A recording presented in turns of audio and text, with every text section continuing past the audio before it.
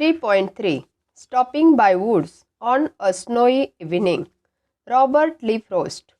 विद्यार्थी मित्रांनो, आपण तुमच्या पाठ्यपुस्तकातील रॉबर्ट ली फ्रॉस्ट यांची stopping by woods on a snowy evening ही सुंदर अशी कविता पाहणार आहोत. तुम्ही तुमची वही व पेन सोबत ठेवा, म्हणजे नवीन शब्द तुम्हाला लिहून घेता येतील. प्रथम या कवितेचे कवी रॉबर्ट ली फ्रॉस्ट यांच्याविषयी जी पाठ्यपुस्तकात माहिती दिलेली आहे ती पाहूया. Robert Lee Frost 1874 to 1963 was an American poet. Robert Lee Frost हे अमेरिकन कवी होते. He is highly regarded for his realistic depictions of rural life and his command of American colloquial speech. ग्रामीण जीवनाचे वास्तववादी चित्रण करणे आणि अमेरिकनांच्या दैनंदिन जीवनात वापरल्या जाणाऱ्या भाषेचा आपल्या लेखनात वापर करण्यासाठी ते प्रामुख्याने ओळखले जातात. He is one of the most popular and critically respected American poets of the 20th century. ते 20व्या शतकातील एक सर्वात जास्त लोकप्रिय आणि निपक्षपातीपणे आदर सन्मान केलेले कवी आहेत. ही received 4 Pulitzer prices for poetry. कवितेच्या क्षेत्रातील योगदानामुळे त्यांना 4 वेळा पुलित्झर या पुरस्काराने गौरवण्यात आले आहे.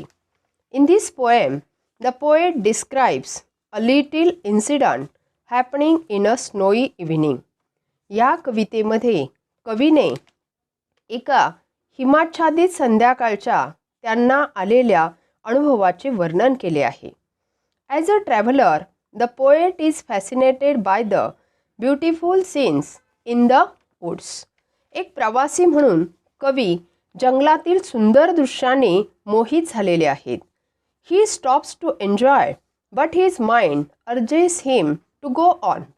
त्यांना या दृश्यांचा आनंद घेण्यासाठी थांबायचे आहे, परंतु त्यांचे मन त्यांना पुढे जाण्यासाठी आग्रह करत आहे.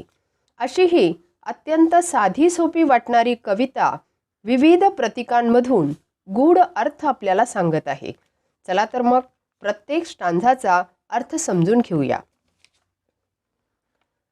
Whose woods these are, I think I know. His house is in the village though. हे कुणाचे जंगल आहे? मला वाटतं मला माहीत आहे.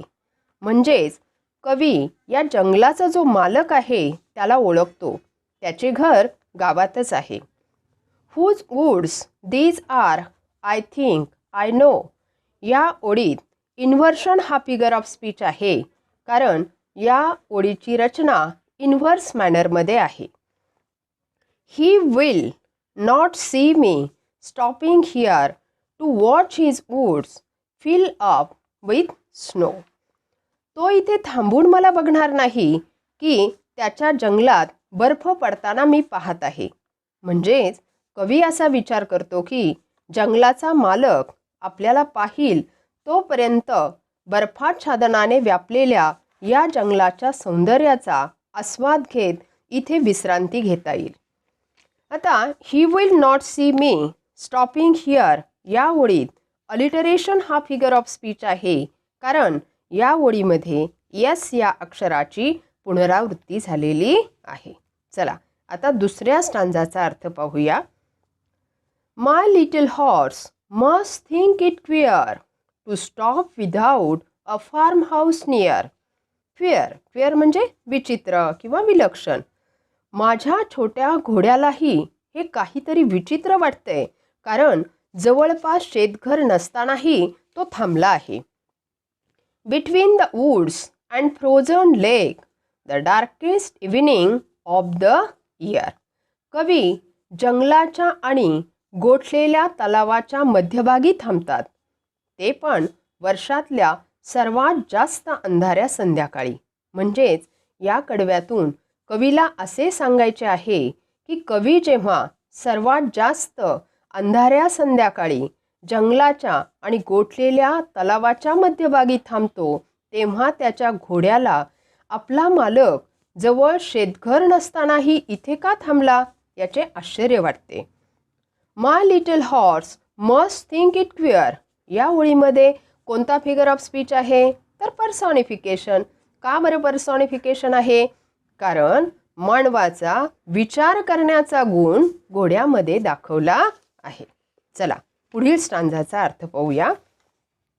ही gives his harness bells a shake to ask if there is some mistake. Harness bells म्हणजे घोड्याला गाडीला बांधून ठेवण्यासाठी असणारे 2 लगाम.